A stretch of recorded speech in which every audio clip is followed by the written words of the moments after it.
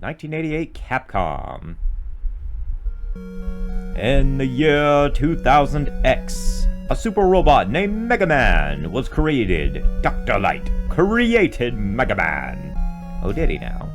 To stop the evil desires of Dr. Wily. That's an interesting way of phrasing it, but sure. However, after his defeat, Dr. Wily created 8 of his own robots to counter Mega Man. Because, yeah, of course he did. Dr. Wily has, like, nothing better to do. So, why not? Howdy guys, this is CoreCat13. We are officially starting a brand new Let's Play after so long. We're finally doing something new, yay! And I just realized that my TV is too high. Give me a second. So yeah, I think Mega Man 2 may or may not be an upgrade over Mega Man 1. I mean, just look at that intro, and look at that. The production value is already just screaming like crazy. It's nuts. Anyway, so, the way we're going to be setting up this LP is I'm going to be doing 4 Robot Masters per video. Once we defeat the 8 Robot Masters, then we'll just kind of figure it out from there. So, anyway, let's get started. I don't have ZL, I'm playing on a Super Nintendo controller. Alrighty, so little upgrades from Mega Man 1. We have an entire password system, which is really nice. You get a password after you defeat every Robot Master, and it's pretty nice. So anyway, one difference between Mega Man's 1 and 2 is that we have gone up from 6 to 8 Robot Masters, so yeah, fun times. Now, I have a weird order that I like to do the Robot Masters in. I do the first 4, which is Bubble Man, Flash Man, Quick Man, and Metal Man in the normal order. But after that, I just kind of go and do my own thing. I actually do Airman, Crash Man, Woodman, and Heat Man after that. You'll see why momentarily. Let's get started. I mean, obviously, Bubble Man is pathetic looking, so of course he would be the first one that you'd have to take out. Now, I want you to listen to this music and tell me if this fits.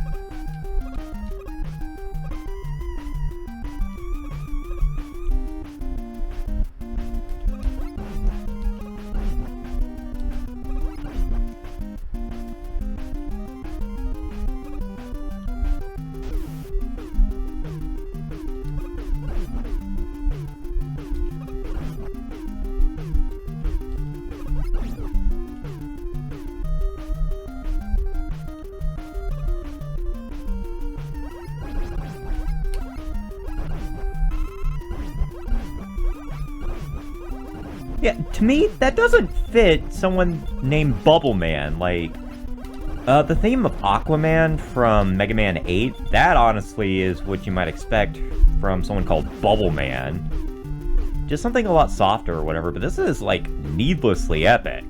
This is, like, one of the best songs in the game. It's, like, usually the first Robot Master that people take on, because it's just so pathetic looking. I mean, I don't know who looks more pathetic, Bubble Man or frickin' Toad Man from Mega Man 4. Which, by the way, I actually almost did Mega Man 4 instead of Mega Man 2, just simply because I hate myself, but I kind of want to play the Mega Man games in order, you know? At least to some degree, I don't know. I at least plan to... Ooh, crapple, that Metroid nearly freaking knocked me into the spikes. Which fortunately, unlike Mega Man 1, it made the simple improvement that if you happen to have posted invincibility, it doesn't kill you. Right as you hit a spike. Which I still don't understand how that makes sense. Anyway, back to what I was saying. Nah, Toad Man's still more pathetic. And Toadman has a decent little song himself, but if I recall correctly, Toadman's music fits a bit more for his more pathetic character. Like, seriously, why the hell is Toadman so pathetic? Like, seriously, there's no difficulty slider for a Mega Man 4, so basically the game knows.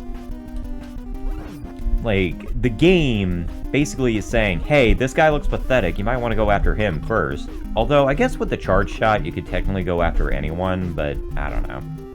Mega Man 2 also makes it pretty obvious who you need to go after, which would be this guy. I mean, look at this thing. I mean, at least Bubble Man has kind of an excuse for why he's so pathetic, and why he's always underwater. Apparently, he has, like, something wrong with his systems or whatever that makes it so that he actually can't walk on land. So, yeah, he actually can't walk on land, which is why he looks like a scuba diver. Kind of a design defect, if you ask me, but whatever. That song is just epic. I mean, I don't know, like, which one's better, like, the original game or this one's, like, victory theme. I'm actually trying to remember what the first one's victory theme is, but Mega Man 2 has just awesome music in general. I mean, it's well regarded as one of the best NES soundtracks for a reason. And this song is no exception. I mean, Flashman's theme is just so fucking boppin'. Although, interestingly, I actually was not introduced to Mega Man 2's soundtrack through Mega Man himself. Instead, it was actually through Super Mario Crossover. And Flashman's theme would actually be used for the underground sections. I'm trying to remember, like, whose theme was used for the castle sections, because I know Bubble Man's music was used for the underwater sections. I think the Mega Man 3 title screen theme is used for the overworld. I really don't remember whose theme was used for the cloud sections. I think it may have been Airman's theme. I'm not sure. I mean, if it wasn't Airman's theme, correct me if I'm wrong, but still. Mega Man 2's soundtrack was definitely well utilized in Super Mario Crossover for Mega Man's inclusion. Although, interestingly, in later versions of the game, if you choose different... Like, if you choose, like, the Super Mario All-Stars version, and you use bass, the songs would actually be completely different. Like, I think they actually use songs from Mega Man's 9 and 10, as well as Mega Man and bass. So, that's interesting. I could be wrong, I could be thinking of Proto Man, but whatever. A Super Mario Crossover is a really fun game, and honestly, if I can find a ROM of it, I might actually play it for the channel. But yeah, Mega Man's usually the one that I play as, just simply because I think it's really neat. Although I'd probably just alternate between the characters, just simply because that's just me. Anyway. Okay, you Buzz Lightyear wannabe. Are you ready? I don't think you are. You know, I think it's funny that I call him a Buzz Lightyear wannabe, but this game came out, like, well before Toy Story. Toy Story came out, I think, in 1994 or 1995, but this game came out in 1989 in the United States, so I don't know. Maybe Mega Man was a loose inspiration for some of the character designs in Toy Story, I'm not really sure. I mean, in the second movie, definitely, like the SNES and PlayStation were definitely referenced. I think the PlayStation was the thing being referenced, considering that it was showing off 3D graphics. But, again, I could be wrong. And what would be funny is that Toy Story 2 actually would get its own game on the PlayStation not long after, so there you go. Anyway, we just got equipped with item 3. Unlike later Mega Man games that would include Rush as the catch-all character to have all the items, in Mega Man 2, Rush wasn't invented, so with 3 of the Robot Masters, one of them being Flashman, the other to being Airman and Heatman, you'll get special items that give you different mobility options. Item 1 will give you these little platforms or whatever that you can hang out on, that you can throw 3 at a time. Item 2 acts as a rocket of sorts, that acts similar to Rush Jet. And item 3 acts as something like an elevator. So there you go. Compared to, like, some of the other ones, items 1 and 2 kind of got transformed into different things with the Rush adapters. I think item 1 was adapted into the Rush Coil, and item 2 was transformed into Rush Jet. Item 3 is the only one that actually doesn't have a parallel. I think it was kind of like combined into Rush Jet, but I could be wrong. But now it's time to focus, because we are in Quickman stage. One of the most infamous stages in Mega Man 2 for those lasers there. Although, if you notice, the lasers actually don't go all the way across, which I actually didn't notice until like a few playthroughs ago. I think that's kind of funny, actually. Also, get used to those annoying spring pricks, because you're going to be seeing them quite often. Also, what you saw there was an E-Tank. E-Tanks are a new addition to Mega Man 2 that, if you are ever low on HP, you can just grab an E-Tank, and bippity-boppity-boo, you get a full restore. W-Tanks would not be introduced until much later into the series. I think Mega Man 7 was the first one to introduce W-Tanks, but yeah, stuff. Now I'm gonna go quiet for a second, because this part right here is really tough. You can technically use the time stopper to make it easier, but you know what, whatever. I might as well demonstrate what it is, because I want to show just how fucking pathetic Quickman is. So let's do this. Doop-de-doop-de-doo. Haha, I'm cheating at level design. Although, if you want to play legit, then, well, here we go. You gotta be real careful here. You gotta be, like, very fleet of foot. Ooh, man, nearly got struck there. How you like that? Now, I don't know who's stupid enough to grab that fucking thing of energy right there. I don't think anyone's that dumb. Or desperate. Anyway, destroy him. Would you look at that? He was nice enough to provide me with a weapon refill.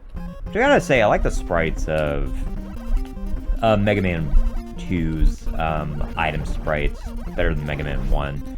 Except for the health sprites. The health sprites I actually prefer Mega Man 1's, just simply because they look a bit more robotic. But anyway. Get ready to bear witness to just how fucking pathetic Quickman is.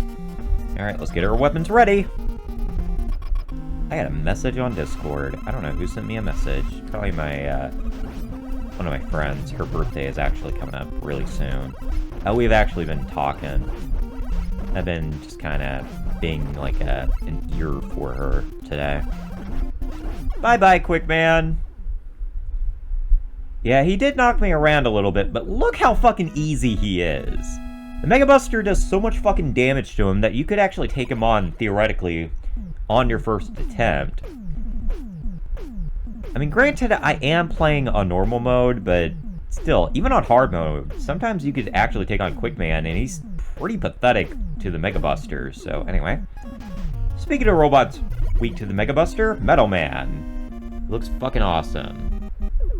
Hey, I'm right.